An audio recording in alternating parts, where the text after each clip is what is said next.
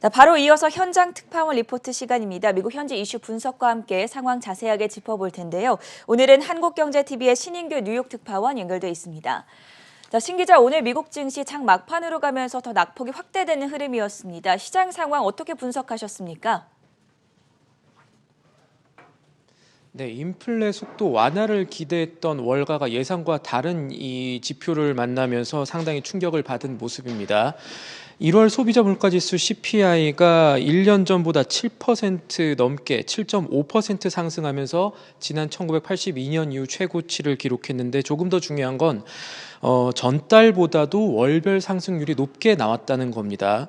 월가에서는 최근에 인플레이션 정점론이 나오기도 했었는데, 통계상으로 보면 인플레이션 속도가 전혀 느려지지 않았다는 뜻이 됩니다. 그래서 장 초반부터 시장이 좀 흔들렸는데, 오전부터 이 하락세를 조금은 회복하는가 싶던 증시는 세인트루이스 연은 총재인 제임스 블러드의 발언이 공개되면서 다시 하락세로 돌아섰습니다. 블러드 총재는 이 블룸버그와의 인터뷰에서 오는 7월까지 미국의 기준금리가 1%까지 오르는 것을 지지한다고 밝혔습니다. 40년 만에 최고치를 기록 중인 고물가를 관리하기 위해서는 기대 인플레이션을 낮추는 민첩한 조치가 더 필요하다는 겁니다. 블러드 총재가 본 이 적절한 양적 긴축 시작 시점은 2분기부터였습니다.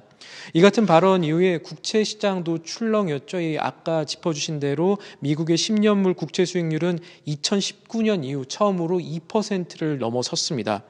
10년물 국채금리보다 2년물 국채금리가 더 가파르게 상승하고 있는 것도 살펴볼 부분입니다. 10년물과 2년물의 장단기 금리 차는 현재 48베이시스 포인트, 48bp로 좁혀졌습니다. 인플레 문제에 대해서 어느 정도 안심했던 시장이 예상외의 충격을 빠진 날이라고 보시면 되겠습니다.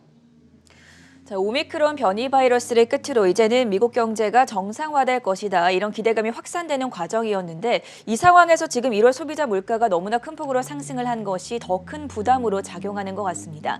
현지에서는 어떤 해석들이 나오고 있습니까? 네, 우선 이 연준의 과도한 긴축이 가능하다는 불안감이 시장에는 커지고 있습니다. 이 LPL 파이낸셜의 베리 길버트는 물론 상황이 조금 더 나아질 수는 있겠지만 인플레이션이 통제되고 있다는 분명한 근거가 나오기 전까지는 시장에서 불안감이 사라지지 않을 것이라는 전망을 내놨습니다. 그리고 이 시카고 상품거래소의 연방 기금 선물 시장의 움직임이 반영이 좀 되는 패드워치2를 살펴보면은 3월에 연준이 금리를 50bp, 그러니까 0.5% 급격하게 올릴 확률이 하루 만에 24%에서 오늘 기준 94.7%까지 오르기도 했습니다. 이 확률 그 자체에 주목하기보다는 시장에서 오늘 인플레이션 지표가 나온 직후에 이 급격한 금리 인상 가능성에 대한 우려 혹은 공포가 얼마나 커졌는지를 반증하는 지표가 나왔다고 이해를 하시면 되겠습니다.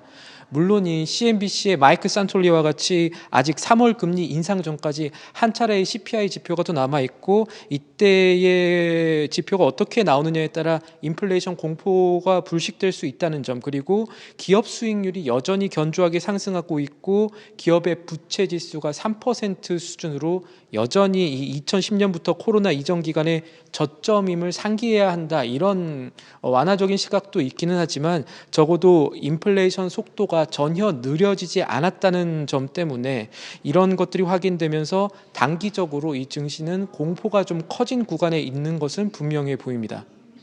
이번 주에는 소비자 물가지수가 발표됐고, 조금 전에 말씀해 주신 것처럼 다음 주엔 이제 생산자 물가지수 발표가 예정이 되어 있습니다. 그 외에 또 어떤 것들을 주목해 보면 좋을까요? 생산자 물가지수도 그렇고 다음 주 화요일에 나올 이 유가 변동, 중요한 또 인플레이션 지표가 될 수 있는 에너지 변동의 요인이 되는 주간 원유 재고 지표와 같이 인플레이션과 관련된 수치들은 이 다음 주에도 계속해서 살펴봐야 할 부분이 되겠고요. 그리고 현지 시간 16일에 1월 FOMC 회의록이 공개될 예정입니다.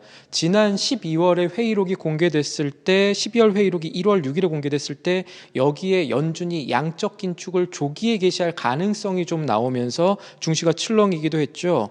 이번 회의록에서 나올 이 연준의 물가 상황 평가라든가 금리 인상, 양적 긴축에 대한 내용이 어떻게 밝혀지느냐에 따라서 시장에 또 한 차례 변동성을 줄 가능성이 있어서 꼭 챙겨봐야겠습니다. 지금까지 뉴욕에서 한국경제TV 신인규입니다.